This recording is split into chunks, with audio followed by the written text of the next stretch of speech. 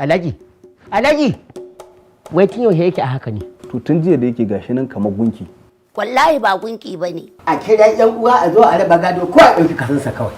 Gaskiya me ya kamata a yi? A kira ta ni kawai. Alhaji dai ya ki magana tun jiya. Ba shi waya. Yana jinki. Baba? Baba?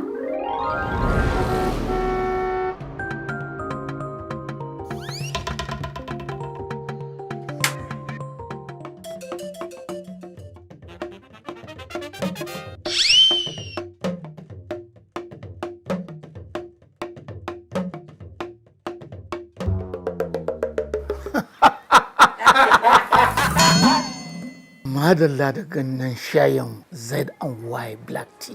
Allah ya miki albarka. Amin baba. Idan har kuma kuna so ku samu natsuwa, warsakewa da kuzari, ku yi amfani da ganyen shayinmu na Z&Y Black Tea a gidajenku ko a wuraren ayyukanku. Ƙara mu.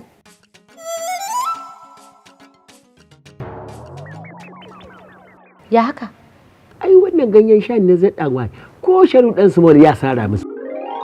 A Kano za ku iya samun ganyen shayinmu a Hamir Investment. Ko kuma a Mazab Mini Depot ko shagon Alhaji Sani Saba Dan Kori. A Kaduna za ku iya samun A Mu'absa. integrated service ko kuma ku buga lambobin waya domin tuntuɓar mu dillale ko masu sayan ɗaiɗai.